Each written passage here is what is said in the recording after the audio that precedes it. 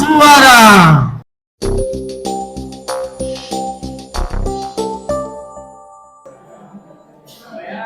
D2, ada yang tahu temanya apa?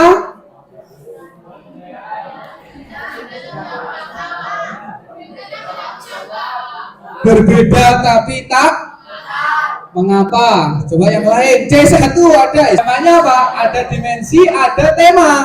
Temanya? Iya, betul sekali. Oke, Yaitu salah satunya adalah Bhinneka Tunggal Ika. Oke ya.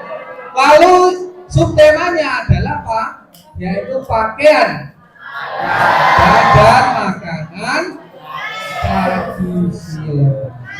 Nah, oleh karena itu sekarang perhatikan, yang ngomong sendiri perhatikan. Kali kita akan mendengarkan dua narasumber. Yang pertama adalah Miss, panggilannya Miss ya, betul ya. Kenapa dipanggil Miss?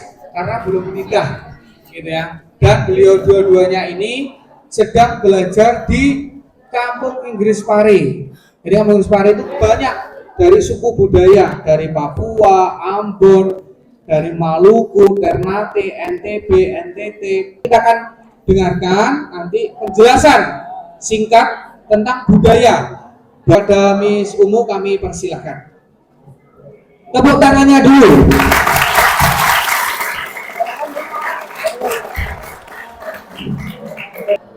Gimana teman-teman kabarnya, semuanya baik?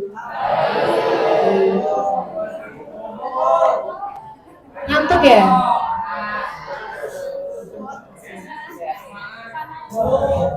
Oh, belum makan? Oh, belum. Oke, semuanya di sini rata-rata kelas berapa? Kelas 11. Oke teman-teman, hari ini kita akan berbincang-bincang dengan saya. Ya, di sini saya akan memberikan sedikit pengetahuan saya mengenai kota asal saya dilahirkan, yaitu Banyuwangi. Nah, sebelumnya saya akan memperkenalkan diri saya terlebih dahulu. Ya, perkenalkan, nama saya Ummu Fadila Zihanafisa. Tapi saya biasa dipanggil Mumu, ya, Mumu tanpa N ya, jadi bukan Mumun. Jadi nama saya adalah Mumu. Teman-teman bisa manggil saya Mumu. Mumu tanpa N ya, Mumu. Iya, jangan. Oke, terus saya lahirnya di Banyuwangi juga, tanggal 28 Oktober 2000 dan saya berumur 23 tahun saat ini. Agama saya Islam dan status saya adalah sebagai mahasiswa aktif di IAI Hasanuddin Pare.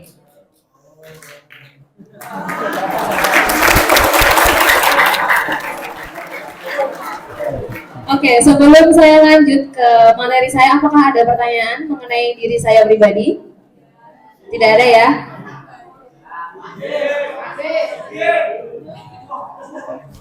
Oke, jika tidak ada, kita langsung masuk saja ke materi yang pertama, yaitu mengenai geografisnya.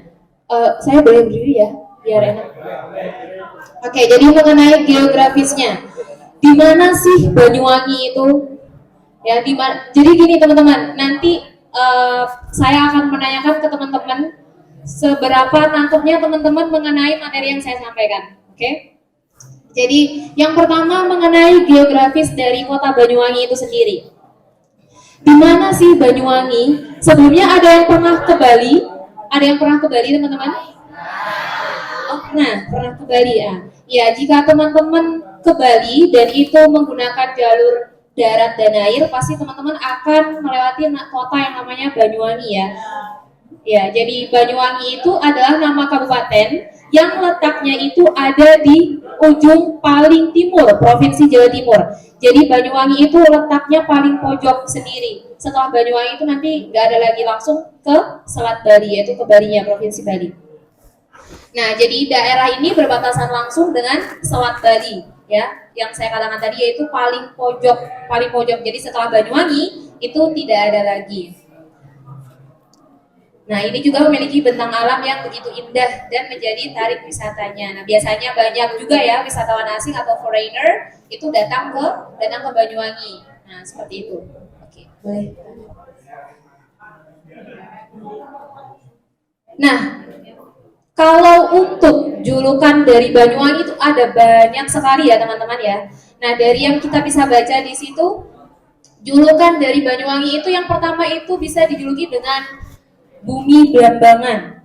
Nah, yang pertama itu bisa Bumi Blambangan. Terus yang kedua itu ada juga yang menyebutnya dengan nama Kota Osing. Ya, jadi ada di sana tuh ada 3 suku. Yang pertama itu ada suku Osing, suku asli dari Banyuwangi itu sendiri, dan juga ada suku Jawa juga beserta ada suku Madura. Jadi di sana ada 3 suku. Yang pertama suku apa tadi? Suku Osing. Terus yang kedua suku Jawa dan yang ketiga suku Madura. Ya betul sekali. Nah, setelah itu juga di Banyuwangi itu sering dibilang juga kota santet. Pernah dengar seperti itu nggak? Ada yang pernah, ada yang belum ya. Nah, jadi banyak sekali yang bilang bahwa Banyuwangi itu adalah kota santet.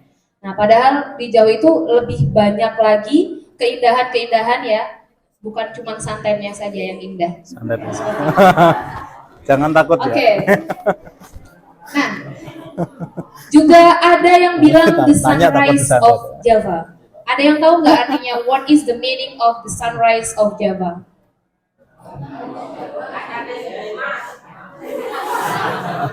Jadi teman-teman, the sunrise of Java itu kenapa diberikan ke kota Banyuwangi?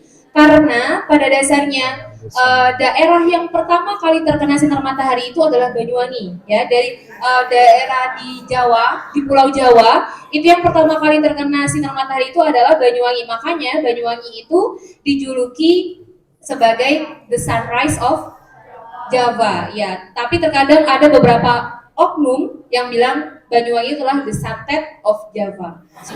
Bukan the sunrise of Java lagi, tapi the sunset of Java. Nah, setelah the sunrise of Java di situ ada Bumi Blambangan ya. Berdirinya itu sesuai dengan sejarah kerajaan Blambangan. Jadi dulu tuh di Banyuwangi itu ada Raja Blambangan ya, yang dimana rajanya itu mempunyai patih, ya cerita sedikit saja, mempunyai patih dan patihnya itu mempunyai istri. Sedangkan rajanya itu menyukai istri daripada si patih tersebut dan difitnah. Nah setelah difitnah, suaminya dari istri tersebut tidak percaya bahwa istrinya itu telah berkhianat seperti itu. Jadi istrinya bersumpah, istrinya itu bernama Sri Tanjung, bersumpah bahwa Sri Tanjung ya, Sri Tanjung. Bukan Sri itu loh ya. Sri Tanjung itu dia itu sebagai ini ya, istri dari patihnya tersebut. Dan istrinya itu bilang kepada patihnya tersebut, jika saya memang mengkhianati kamu, mengkhianati suami saya, tusuk saya dan saya akan masuk ke dalam air ini. Jika air ini baunya wangi, maka saya tidak bersalah. Tapi jika air ini baunya busuk, maka saya bersalah. Dan setelah itu, setelah kejadian itu, setelah Sri Tanjung masuk ke dalam sungai itu, ternyata baunya wangi. Nah, makanya disebutnya Banyuwangi. Artinya apa? Banyuwangi. Nice ya, airnya wangi ya. Oke. Karena sering nggak Bali-Bali ya. Nah, yang saya bilang tentang mengenai kota Osing, keunikan yang ada di Banyuwangi adalah multikulturalisme, di mana masyarakatnya itu dibentuk oleh Jawa, Mataram, Madura, dan Osing. Nah, makanya saya bilang kepada teman-teman semuanya bahwa di Banyuwangi itu ada tiga bahasa juga. Yang pertama itu bahasa Jawa, Madura, dan Osing. Di sini ada yang bisa bahasa Madura? Remak jang. Ada yang bisa bahasa Madura? Oh, asalnya dari mana? Ya, jadi di Banyuwangi yang teman-teman perlu ketahui itu ada 3 bahasa dan ada 3 suku. Yang pertama suku Jawa, suku Madura, dan suku Osing. Jadi kalau teman-teman mau ngajak ngomong saya Jawa, saya bisa, Madura juga bisa, Osing pun juga bisa. Bahasa Inggris juga bisa, Indonesia apalagi ya kan. Bahasa Jepang saya nggak bisa. Oh, ada yang bisa bahasa Jepang di sini. Aku mencintaimu apa bahasanya? Kita lanjut ya. Setelah itu ada kota santet. Nah, ini yang saya bilang. Kalau saya bilang mengenai kota santet, yang di benak teman-teman itu apa? Santet. Membunuh tanpa menyentuh ya. membunuh tanpa menyentuh. Nah, sebenarnya kalau ini tuh lebih sedikit tabu ya teman-teman ya, karena tidak semua orang Banyuwangi itu seperti itu. Hanya beberapa saja yang mereka melakukan praktek seperti itu ya. Jadi julukan ini muncul setelah peristiwa naas ketika 100 orang lebih dibunuh secara misterius karena dituduh memiliki ilmu hitam. Jadi pernah pada tahun 1998 di Banyuwangi itu pernah ada kejadian yang namanya ninja. Ya, ninja. Ya, pernah dengar? Nah, ada kejadian namanya ninja di mana ninja itu membunuh orang-orang yang menguasai ilmu santet dan langsung dibunuh tanpa dikubur. Jadi kayak setelah dibunuh langsung dibuang. Nah, seperti itu. Itu terjadi pada tahun 98. Nah, seperti itu teman-teman. Oke, boleh dilanjut. Nah, sekarang setelah kita mempelajari atau belajar bersama tentang secara geografisnya tentang Banyuwangi, sekarang kita mengenal tentang penduduk aslinya Banyuwangi. Jadi, apakah masih ada sih Miss penduduk asli di Banyuwangi yang masih tinggal sampai saat ini? Jawabannya masih ada ya. Jadi, penduduk asli Banyuwangi itu cukup beragam ya. Yang pertama itu mayoritasnya adalah suku Osing. Dia bahasanya menggunakan Osing. Nah, jadi kalau teman-teman penasaran gimana sih bahasa Osing? Bahasa Osing itu seperti ini. Ketika teman-teman tanya gimana kabarnya, kalau dalam bahasa Osing itu kita menggunakan seperti ini. Coba ikuti setelah saya ya. Kelendi kabiare. Nah, itu artinya gimana kah kabarnya? Ya, itu kelendi kabiare. Nah, itu bahasa Osing. Kalau bahasa Madura sendiri, tadi ada yang bilang bisa bahasa Madura. Yang cewek-cewek ada yang bisa bahasa Madura nggak? Remak jam. Oke ya. Nah, biasanya suku Osing ini terdapat di beberapa wilayah di Banyuwangi. Bukan suku Osing, suku Maduranya. Yaitu yang pertama ada di Muncar. Nah, saya lahirnya di Muncar. Terus di Wongsorejo, Kalipuro, Glemor, dan Kalibaru. Jadi mereka mempunyai wilayah-wilayah tersendiri bagi beberapa suku yang ada di sana. Nah, seperti itu. Oke.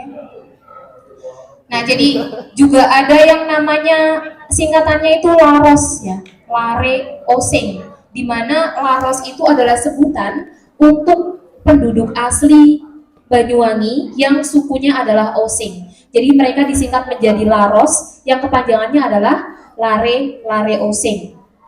Dan mereka biasanya menggunakan bahasa Osing juga. Nah, seperti yang bisa teman-teman baca ya, mendiami Kecamatan Banyuwangi, Giri, Gelagah, dan yang lainnya. Oke.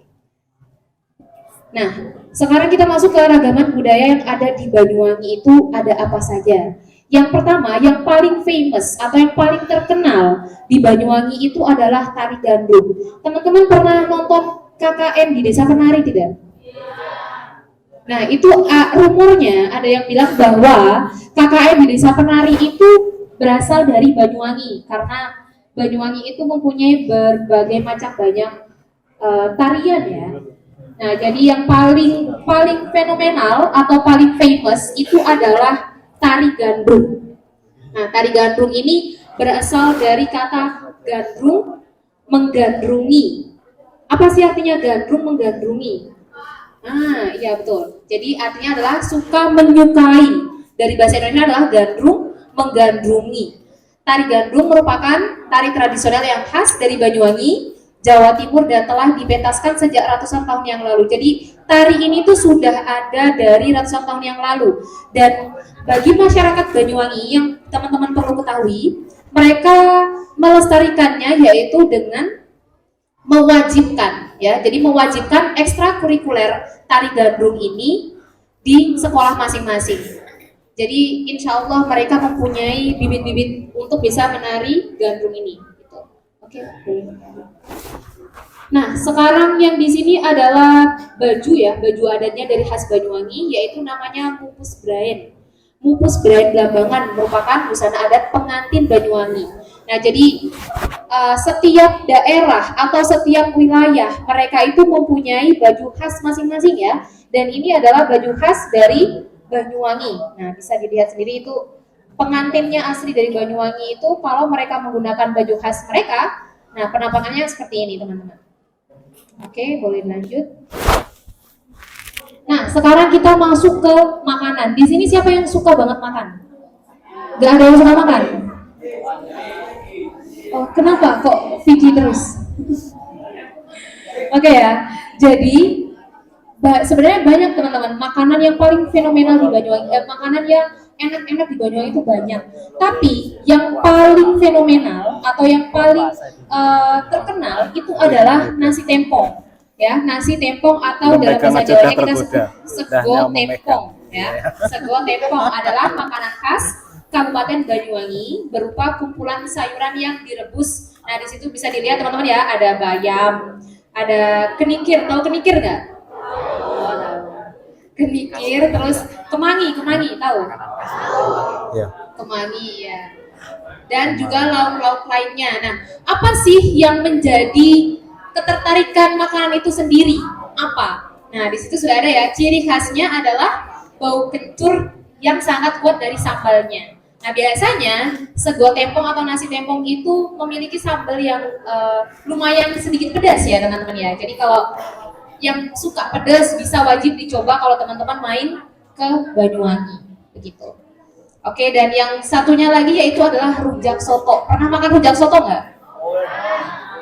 Belum pernah. Nah, rujak soto ini juga adalah salah satu makanan khas yang berasal dari Banyuwangi. Ya, jadi masakan ini tuh perpaduan ya, perpaduan antara rujak sama soto. Jadi kalau pengen makan rujak sama soto, langsung aja datang ke Banyuwangi. Rujak sama soto. Jadi seperti itu ya, bisa dilihat sendiri. Yang ada juga yang madukan dengan soto ayam atau soto ceker. Nah, ceker, apa ceker? Kaki ayam. Nah, seperti itu ya. Jadi dalam rujak soto itu pasti ada dua rasa sekaligus ya, ada unsur dua rasa sekaligus, yaitu soto sama rujak. Jadi nggak usah bingung. Kalau wah aku lagi pengen makan soto nih, tapi aku juga pengen makan rujak. Nah, berarti langsung aja beli rujak soto. Oke. Nah, sekarang gini ya teman-teman, kan kita hidup di Indonesia yang dimana Indonesia itu memiliki banyak ragam suku, budaya, dan bahasa dan yang lainnya. Makanya dalam sekolah itu, dalam Pancasila itu ada yang namanya Bhinneka Tunggal Ika. Apa sih maksudnya Bhinneka Tunggal Ika? Iya, berbeda-beda tapi tetap satu jua. Yang dimana maksudnya adalah kita mempunyai ras yang berbeda, kita mempunyai warna kulit yang berbeda, suku, budaya, agama, bahasa, tapi kita harus tetap bersatu ya. Oke. Nah, jadi semboyan itu tuh menggambarkan bahwa meskipun bangsa Indonesia memiliki ragam budaya, suku bangsa dan yang saya jelaskan tadi, tapi kita harus tetap dalam satu kesatuan seperti itu ya. Nah, tadi saya sudah membahas tentang Banyuwangi. Nah, saya sekarang akan membahas tentang apa saja sih keragaman, salah satu contoh keragaman yang ada di Indonesia ini. Bisa lanjut? Nah, yang pertama itu saya ambil dari contoh di sini adalah Aceh ya. Jambi. Nah, ini adalah pakaian adat dari provinsi Jambi. Walaupun saya nggak tahu, tapi saya ingin mencoba untuk menggalinya bersama teman-teman di sini ya. Jadi pada umumnya pakaian adat yang ada di Jambi itu seperti ini ya. Jadi misalnya ada adat pernikahan dan lain sebagainya. Mereka biasanya menggunakan baju seperti yang ada di gambar ini untuk memberikan ciri khas bahwa mereka adalah berasal dari kota Jambi yang dimana baju ini itu namanya apa? Baju kurung tanggung. Nah, seperti itu. Bisa langsung lanjut lagi. Nah, upacara adat. Nah, ini yang sedikit saya tahu ya, karena saya dekat dengan Bali. Dan di Banyuwangi itu juga ada yang namanya Kampung Bali. Jadi sedikit demi sedikit saya sudah mengetahui itu. Nah, upacara adat yang menurut saya yang paling berkesan ya, itu adalah upacara ngaben. Di mana upacara ngaben itu kan jenazah tapi dibakar. Nah, itu gimana menurut teman-teman? Ya, jadi upacara pembakaran jenazah di Bali yang dibaca oleh masyarakat Hindu Bali sebagai ritual untuk menyempurnakan jenazah. Nah, itu kan kita makanya di sini itu membahas tentang keragaman budaya. Ya, jadi budayanya Bali itu mempercayai bahwa ketika kita di ngaben, nah itu akan menyempurnakan jenazah untuk kembali ke siapa? Penciptanya. Nah, seperti itu. Oke, boleh lanjut lagi.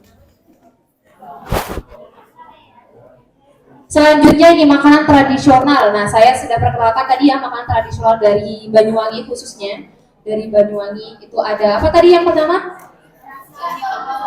Oh, rujak soto, terus nasi tempong. Nah, kalau dari beragam budaya di Indonesia itu sangat banyak sekali ya.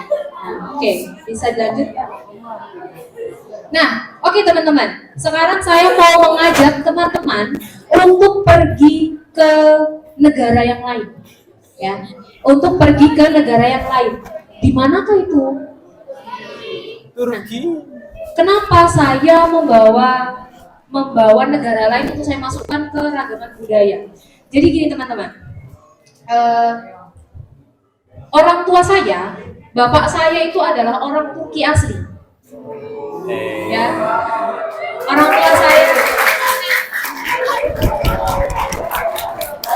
tua saya itu adalah orang Turki asli yang dimana menikah dengan orang asli Banyuwangi. Ya, jadi saya pernah tinggal di sana. Saya pernah mencicipi juga masakan di sana. Saya juga pernah menikmati budaya juga di sana. Jadi saya ingin menyampaikan bagaimana sih perbedaan budaya antara Indonesia dan Turki. Nah, jadi secara geografisnya Turki itu adalah negara Timur Tengah, ya, negara Timur Tengah yang dimana negaranya itu terdiri dari terbentang di antara dua benua, yaitu benua Asia dan benua apa? Eropa, ya. Yang dimana di sana itu banyak sekali ragam budaya yang berbeda dengan Indonesia. Nah, seperti itu. Yang pertama itu adalah teh, ya, teh dari Indonesia dan teh Turki itu berbeda. Dan yang ini yang membuat berbedanya adalah kenapa orang-orang Turki, ya, atau kalau dalam bahasa Turkinya itu adalah Türkler atau orang Turki itu sendiri, dia itu biasa mengkonsumsi teh sebelum sarapan, sebelum tidur. Jadi mereka itu akan membuat teh semaunya mereka. Jadi kayak apa ya? Kalau kita mungkin di kita itu kayak kopi atau apa. Kalau di sana itu lebih ke teh.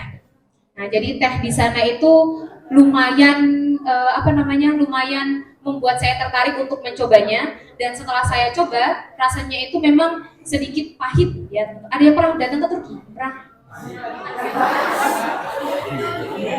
Iya.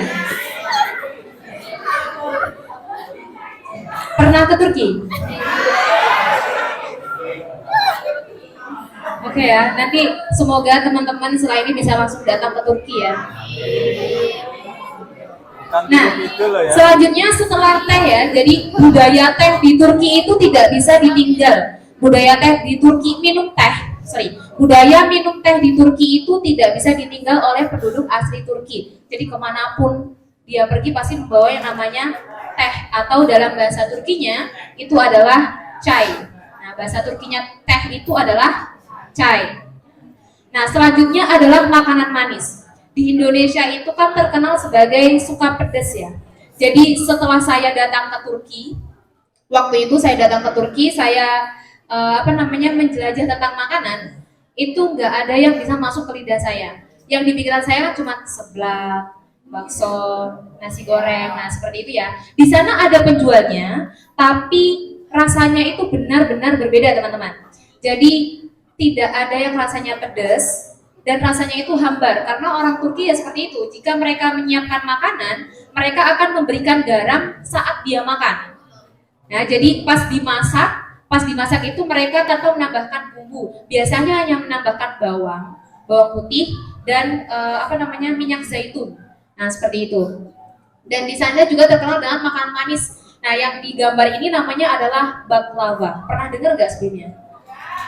Baklava. Jadi makanan ini itu kadar kemanisannya bagi kita orang Indonesia itu sangat jauh berbeda teman-teman. Jadi maksudnya jauh berbeda itu gimana, Miss? Maksudnya adalah sangat udah sangat tapi ada terlalu. Jadi sangat terlalu manis.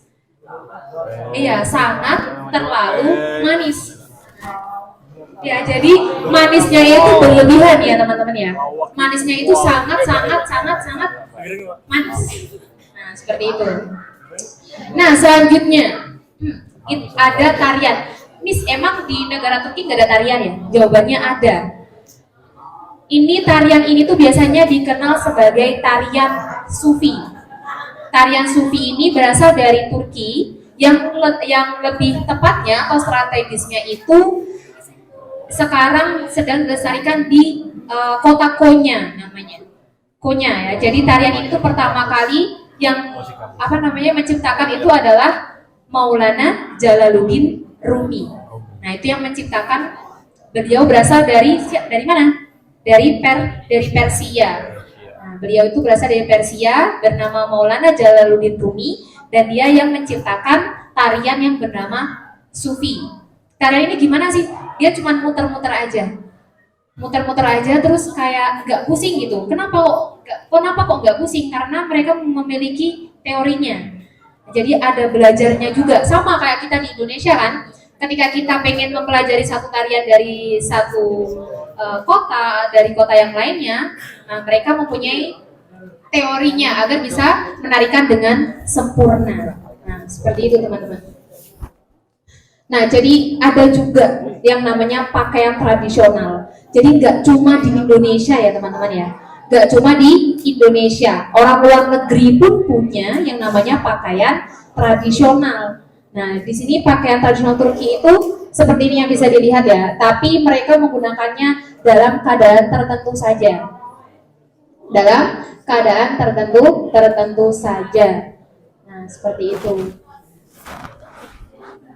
Nah, itu tadi ya. Jadi ada yang namanya perbedaan budaya, suku, dari pakaian, bahasa, terus apalagi namanya makanan. Ya, jadi bukan cuma di Indonesia saja, tapi di antar negara kita juga mempunyai perbedaan itu, gitu. Mempunyai perbedaan itu. Mungkin itu saja dari saya yang dapat saya sampaikan. I hope this can useful for our future after. Can be useful for our future after. And the last I say, teşekkür ederim. Teşekkür ederim. Coba ulangi setelah saya. Teşekkür ederim. Itu artinya adalah terima kasih, ya. Ya, jadi itu adalah bahasa Turki. Ya, sedikit-sedikit saya bisa karena ketika saya ngobrol dengan bapak saya harus menggunakan bahasa Turki.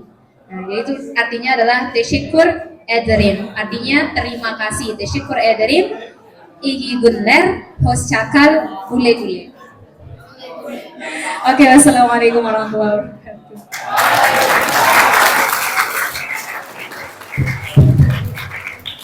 Kita ucapkan terima kasih kepada Miss Mumu. Terima kasih atas presentasinya dengan baik tadi. Perhatikan ya, untuk yang lain tolong dicatat poin-poin pentingnya terkait dengan perbedaan budaya, makanan dan lain sebagainya ya. Jadi biar kita tahu gitu. Oke, kita akan langsung buka sesi tanya jawab karena nanti setelah Miss Mumu ini presentasi, kita tanya jawab mungkin beberapa pertanyaan baru kita masuk kepada materi yang kedua. Nanti sama pun juga sama seperti itu, setelah ada presentasi kita tanya jawab lagi. Itu kita akhiri sesinya, begitu ya. Silakan saya lempar pertanyaan untuk yang ingin bertanya terlebih dahulu. Saya yakin mesti banyak sekali pertanyaan yang ingin ditanyakan.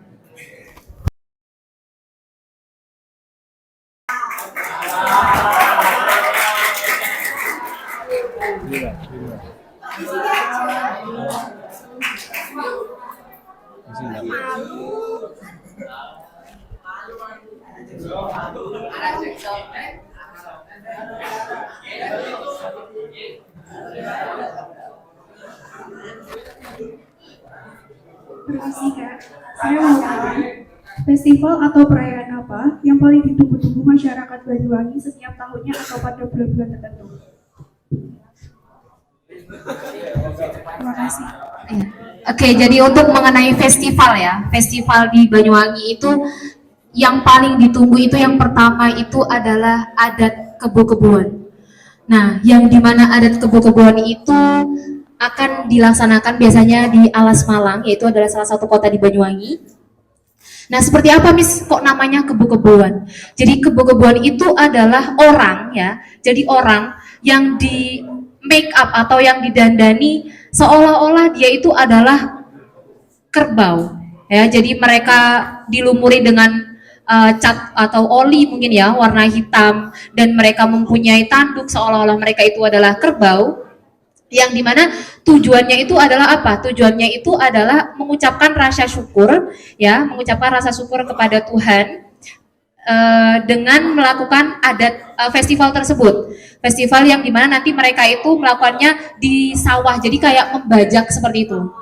Nah, itu festival yang paling ditunggu. Dan yang kedua itu adalah Seblang namanya, festival Seblang. Festival Seblang itu diadakan di dua kota. Yang pertama, bukan dua kota, dua wilayah, yaitu Olesari, ya, Seblang, Olesari. Nah ini yang namanya kebo-keboan, teman-teman. Nah seperti itu ya, itu yang namanya kebo-keboan.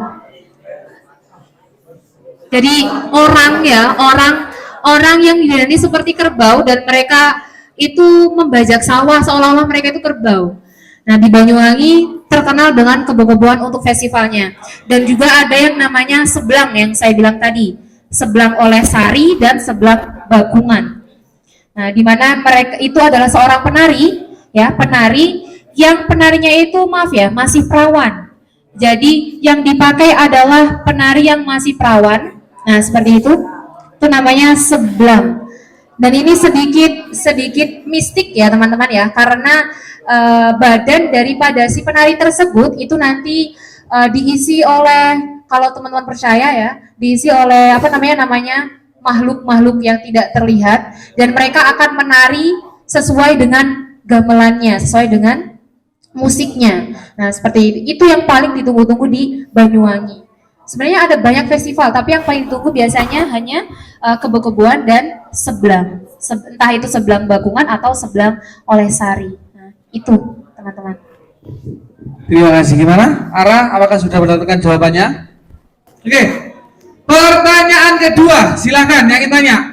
Oke, Elizabeth duluan. Nah.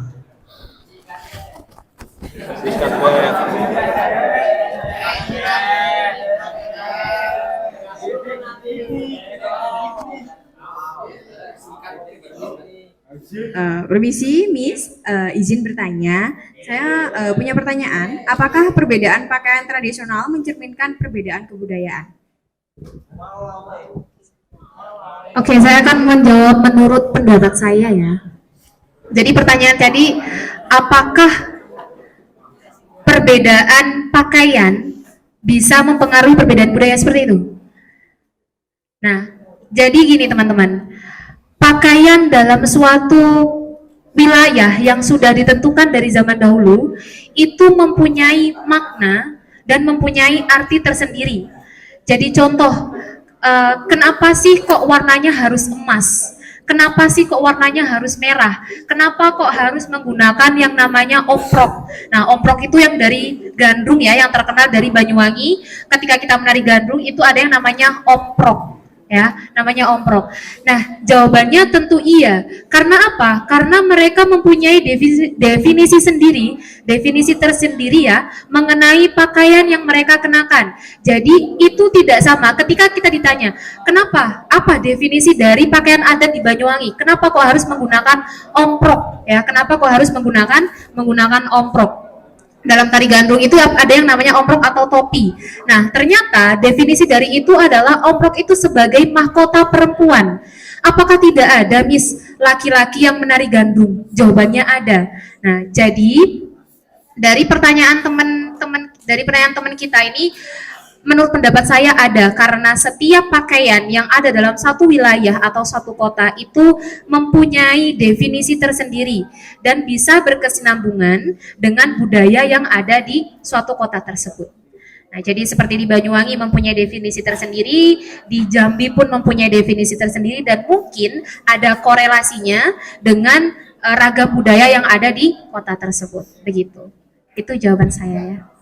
Oke, terima kasih. Terima kasih untuk pertanyaan kedua. Sekarang coba kan dua udah cewek ya. Sekarang kita cowok lah gantian. Nanti masih ada waktu yang untuk ini. Siapa? Audio. Silakan untuk pertanyaan selanjutnya. Apa saja budaya atau kebiasaan yang membedakan daerah MIS dengan daerah yang lain? Oke, apa saja yang membedakan, apa saja budaya yang membedakan antara daerah saya dengan daerah yang lain ya, seperti itu. Oke, sebenarnya kalau ditanya apa saja yang membedakan, itu pasti banyak sekali ya teman-teman ya. Dari segi bahasa, dari segi budaya, pakaian, adat istiadat. Nah, itu sudah bisa membedakan ya.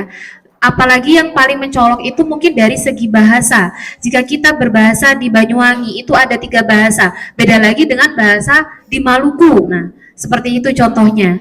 Di bahasa Banyuwangi, apakah sama dengan bahasa Maluku? Tentu saja tidak. Ya, jadi sama kayak apakah makanan di Banyuwangi sama dengan makanan di Maluku? Nah, jawabannya tentu saja tidak. Nah, itu saja sudah membedakan ya, membedakan. Contoh kayak di Banyuwangi ada yang namanya suku Osing. Suku Osing itu hanya bisa berbahasa Osing karena mereka memang kesehariannya itu berbicara dengan orang yang bisa bahasa Osing. Nah, juga demikian di kota atau wilayah Maluku, mereka menggunakan bahasa Maluku. Nah, itu saja sudah menjadi perbedaan, salah satu perbedaan di antara kota saya dengan kota yang lainnya. Kalau digali lebih dalam lagi, wah semakin banyak lagi. Dari historikalnya saja itu sudah berbeda. Nah, kalau di kota lain itu kerajaan, di kota ini apa? Nah, itu kan sudah berbeda dari historikalnya saja. Nah, seperti itu. Itu yang membedakan ya. Terima kasih atas 3 pertanyaan dulu ya. Karena ini sudah semakin siang, nanti setelah satu pemateri lagi baru kita nanti buka sesi tanya jawab. Terima kasih untuk Miss Umu, tepuk tangannya sekali lagi. Coba ini yang tipe yang itu duduk. Lah ini berapa anak ini? Mangga iki lakone mangga iki makanya. Oh, enggak wis. Acara kita tutup langsung wangi langsung kan ya kan. Sekarang oke, kita masuk ke pemateri yang kedua yaitu Miss Muna. Tepuk tangannya kita sambut Miss Muna. Oke, let me say assalamualaikum warahmatullahi wabarakatuh. Masih semangat kah? Masih semangat kah? Kau jalan mana? Kau dapat diri dari mana? Ada yang tahu ini tuh? Dari mana? Dari mana? Ya benar. Oke, perkenalkan nama saya Siti Rahman Divinobun. Siti Maimunah Rahman Divinobun. Tempat tanggal lahir, saya lahir di Maluku, khususnya di Tual, tanggal 14 Maret 2002. Janji nggak Maret. Oke, di sini saya mau bercerita sedikit ya. Kalau bicara tentang Maluku Tenggara, lebih tepatnya di wilayah saya sendiri itu Kota Tual. Kota Tual. Udah pernah ke Maluku Tenggara? Di sini udah pernah ke Maluku Tenggara belum? Belum ya. Mohon maaf ya, saya duduk ya, soalnya kalau berdiri pusing saya. Ya, oke. Kota Tual terdiri dari berbagai desa. Desanya itu ada 2 bentuk kepemerintahan. Yang pertama, Kabupaten Maluku Tenggara yang dipimpin oleh Bupati dan Kota Tual yang dipimpin oleh Wali Kota. Terus bagaimana sih dengan ragam di sana seperti apa. Jadi teman-teman, di sini saya juga tidak terlalu tahu tentang Ketatual seperti apa karena posisinya bapak saya orang Maluku, tapi mama saya orang Malang, gitu ya. Jadi saya juga tidak terlalu paham tentang Maluku seperti apa. Jadi mau mengenalkan sedikit saja. Di Tual itu sangat kental sekali tentang sukunya. Suku di sana itu sangat kental banget. Jadi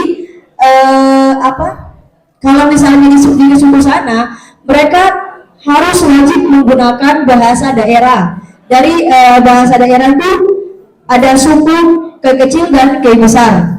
Jadi Kei kecil itu bahasanya sendiri dan Kei besarnya itu bahasanya sendiri.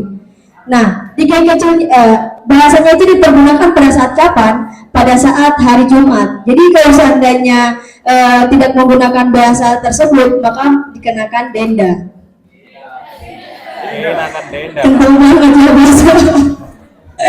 Ya, saya di sini baru 3 tahun, jadi maklum lah teman-teman ya. Oke. Mengenai festival, tadi pertanyaannya siapa? Elizabeth ya. Nah, festival di Maluku itu terkenal dengan festival pesona BTK. Festival pesona BTK ini dibuat untuk melahirkan nilai-nilai yang ada pada budaya tersebut, yang ada pada daerah-daerah tersebut. Kayak contoh, tariannya dikeluarkan terus dari beberapa daerah-daerahnya masing-masing gitu. Kayak contoh satu, tarian sawat, yang perempuannya tarian sawat, yang laki-lakinya tarian cakalele. Kalau menurut saya, coba Pak, tolong cari internetnya Pak, tarian cakalele untuk laki-laki dan sawat untuk perempuan ya. Cakalele ya. Pelan-pelan. Nah, seperti ini ya teman-teman. Ya, sudah dilihat? Oke, lanjut ya ke apa lagi ya? Nilai-nilai. Oh, nilai-nilai saya tuh di Maluku khususnya Kota Tual kita terkenal dengan watak yang sangat keras, ya teman-teman. Tapi teman-teman, watak yang keras itu belum tentu hatinya keras juga, ya. Baik juga, pokoknya ramah, suka saling disapa, sopan santun juga di Maluku sana seperti itu. Makanan khas di Maluku itu apa? Tahu? Ada yang tahu makanan khas Maluku? Bukan. Papeda itu Papua ya. Jadi perbedaan antara Papeda dan Papeda dan Papua lagi. Jadi perbedaan khas antara suku dan Papua dengan Maluku itu beda banget. Jadi makanan khasnya orang Maluku itu adalah embal. Tahu embal? Kalau orang sana bilang embal. Cari aja Bang. Itu yang Papua punya ya. Kalau yang Maluku punya itu embal sendiri. Terbuat dari apa? Singkong yang difermentasi, terus dikeringkan dan dijadikan makanan khas seperti itu. Embal. Ya seperti ini embal loaf kalau kita bilang embal loaf. Apa lagi ya? Pakaian tradisional ya. Kalau yang laki-laki, kalau mereka itu menggunakan singlet untuk nari ya, nari cakalele. Nah, ada seperti ini. Ada yang menggunakan ya apa ini? Ya pakaiannya. Saya tuh tidak terlalu tahu tentang Maluku ya, jadi saya jawab seadanya saja. Nah, terus setelah pakaian adat kita masuk ke agama. Maluku Tenggara itu menganut 2 bahkan lebih agama. Mayoritas agama di sana apa? Adalah Kristen. Mayoritas di Maluku Tenggara itu adalah Kristen. Islam, Kristen, Protestan, Kristen Katolik, ya, Hindu, Buddha dan lain-lain. Itu yang paling mayoritas itu adalah Kristen. Ya. Terus di Maluku Tenggara khususnya Kota Tual itu mempunyai satu hukum, satu kerajaan yang namanya Kerajaan Larvul Ngabal. Larvul Ngabal. Lar artinya darah, Vul artinya merah, dan Bal artinya tombak dari Bali. Jadi teman-teman, Maluku juga ada sedikit darah dari Bali ya. Larval mobile. Oke. Nah, teman-teman, tadi kan di nama saya kan ada marganya ya. Siti Maimunah Rahman Divinugul. Divinugul itu adalah marga saya sendiri dan saya berasal dari suku Kei Besar. Kei Besar. Ini kan nggak ada yang pernah ke Maluku Tenggara, jadi kurang terlalu paham ya. Pernah ke Maluku Tenggara nggak? Nah, terus di Maluku Tenggara itu ada satu berbagai banyak wisata, tapi salah satu wisata yang terkenal itu adalah Pasir Panjang. Ayo kita dulu kan Pasir Panjang, ya. Pasir Panjang ini adalah yang kalau misalnya orang Kei bilang, suku Kei ya, itu bilang tuh Murboa. Pasir Panjang, Nur artinya pasir dan Boa artinya panjang, jadi Murboa. Pasir terhalus nomor 2 di dunia. Bangga dong, ya bangga banget. Kalau seandainya mengenai gimana sih cara kita transportasi dari sini ke sana? Kalau misalnya kita menggunakan kapal itu 5 hari teman-teman. Wow, 5 5 hari ya teman-teman, makan 5 hari di lapangan kita nggak bosan gitu. Ya bosan ya tidur aja. Terus kalau misalnya pakai pesawat itu cuma makan waktu 2 jam aja. Gitu. 2 jam banding 5 hari. Milih mana? Itu aja ya dari saya. Dari sini ada pertanyaan. Oh, sebelum masuk ke pertanyaan saya menyanyi. Saya menyanyi boleh ya? Boleh. Oke. Tapi ini nyanyi di daerah saya sendiri, bukan bahasa maksudnya dari daerah saya sendiri, ikut suku Kei Besar. Oke. Ayo kita bernyanyi dulu, Beta.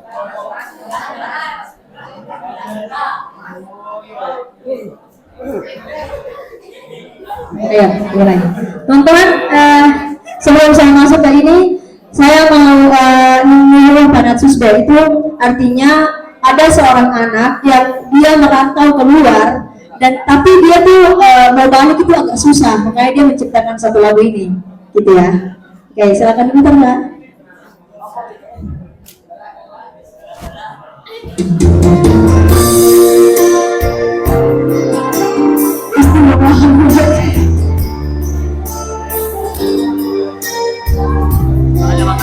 Ayo kita suling. Ayo kita suling yuk.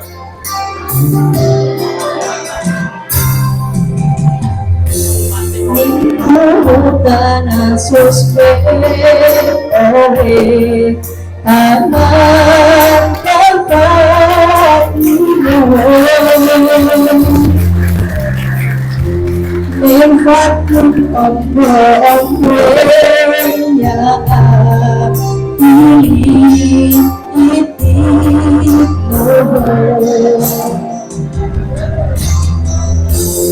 Ita iti di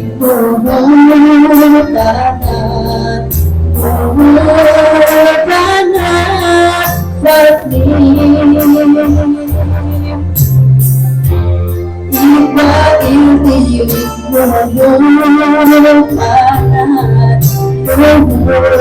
tanah Fatni Lari padi dan melah Fuare Indonesia Uswa itiliku Mungkin dinandimu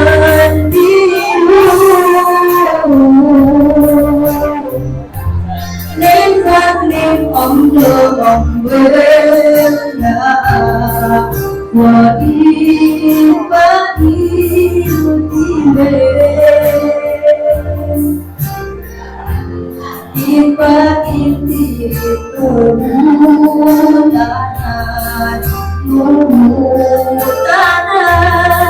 Mami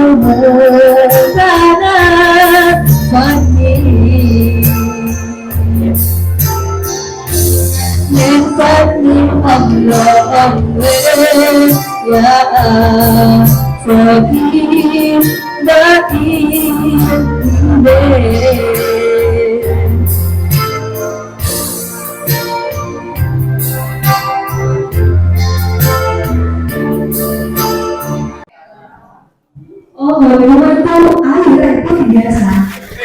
Iya, soalnya yang kita enggak ada. Air putih doang. Jadi kita lebih ke makanan khasnya, bukan ke minumannya, gitu. Sudah? Ada lagi? Soalnya ya, memang betul, makan minuman itu kan cuma yang putih. Orang-orang dulu itu sama kayak orang pedalaman. Sudah, ya? Air putih. Ada lagi teman-teman? Gini teman-teman, kalau seandainya kalian mau pergi ke Maluku Tenggara, kontak person ya. Nanti saya punya nomor kayak ini. Kita jalan asli, saya nanti yang itu. Wah, terima kasih Miss. Pantainya di bagus-bagus ya, kita lihat ya. Miss, betul ya? Ya, Kalau betul. sini taunya pantai Berantas ini. Kalau duduk itu Pantai Berantas itu di mana, Sir? di Kediri. Oh, di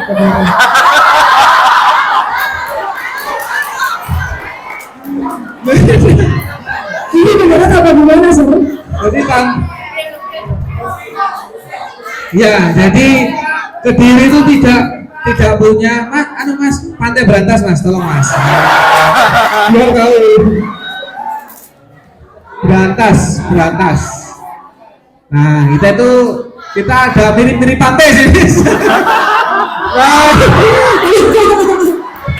Ya udah, ini kan mirip-miripnya. Langsung aja ke Maluku Tenggara. Betul sekali. Kalau masalah duit ya nggak nguras-nguras kantong banget ya. Kalau pesawat ya 3 juta doang.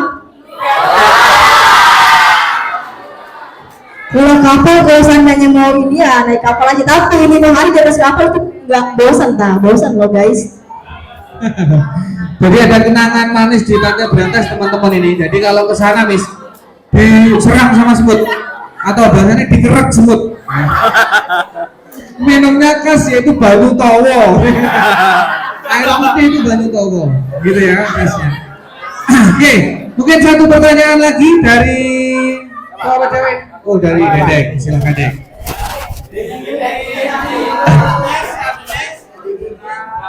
Permisi Miss, mau tanya kenapa Maluku Utara bisa mendapat julukan Spicy Island atau Kota Rempah? Sebentar ya, mohon maaf. Oke, terima kasih. Saya bukan dari Maluku Utara ya. Jadi saya dari Maluku Tenggara. Kota Maluku Tenggara terkenal dengan kota spiritual, ya. Jadi toleransi agamanya itu sangat tinggi banget. Mohon maaf ya, bukan Maluku Utara, Maluku Tenggara. Oke, terima kasih ya. Bagus kok pertanyaannya. Dia sebagai pengalaman juga buat saya ya, biar observasi di Maluku Tenggara, Maluku Utara seperti apa. Oke, terima kasih. Ada lagi mungkin? Satu lagi bisa nih? Masih bisa nggak waktunya? Masih bisa ya? Satu lagi. Satu lagi, oke. Iya, sini yang satu lagi pertanyaan. Arah lagi yang lain.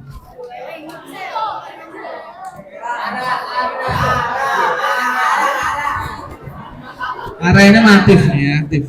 Oke, satu lagi Renata. Oke, silakan. Permisi Miss, izin bertanya, bagaimana cara kakak beradaptasi dengan budaya Jawa atau Kediri yang tentu berbeda dengan budaya atau kebiasaan di daerah asal Miss? Terima kasih. Oke, terima kasih ya. Saya jawab. Di mana bumi dipijak, di situ langit dijunjung. Ya. Jadi teman-teman, kita harus menghargai. Awalnya itu saya begini ya guys. Saya tuh awal datang ke Pare begini. Saya datang ke Maluku tuh banyak banget yang saya datang. Pertama, kenapa sampai saya datang ke Kediri? Awalnya tuh saya hafalin Quran ya. Jadi saya disuruh orang tua saya ke Jambi. Karena apa? Karena di Maluku tuh sangat banget, lingkungannya tuh tidak terlalu ya ini ya buat kita ya. Tapi bagus orang-orangnya juga ramah. Terus saya disuruh buat pindah ke Jambi, dan di Jambi itu orangnya juga sama-sama keras sama saya. Awalnya saya kaget, tapi lama-lama itu santai biasa.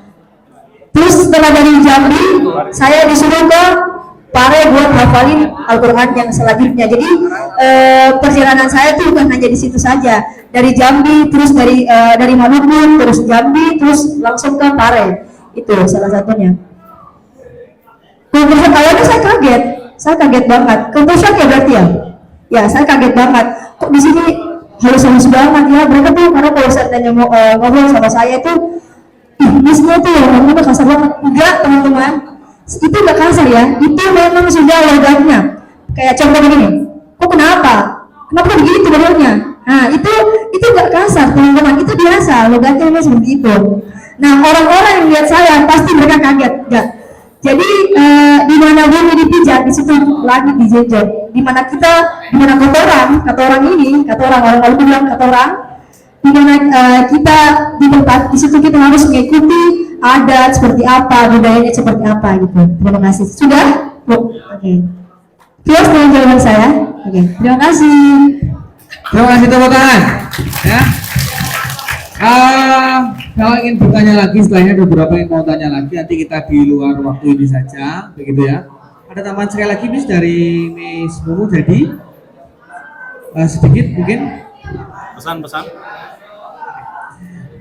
Kalau tidak ada, berarti cukup sekian untuk materi penggalian informasi tentang kebudayaan P5 hari ini. Terima kasih yang sudah bergabung dengan kami. Ada C1, D1, D2, E1, E2 dan sebagainya. Semoga ini bisa menambah literasi dari bahan laporan P5 nanti di hari Jumat depan, gitu ya. Terima kasih, saya undur diri. Sekali lagi tepuk tangan untuk para narasumber. Saya tutup. Semoga SMA Provokaten semakin baik. Wassalamualaikum warahmatullahi wabarakatuh.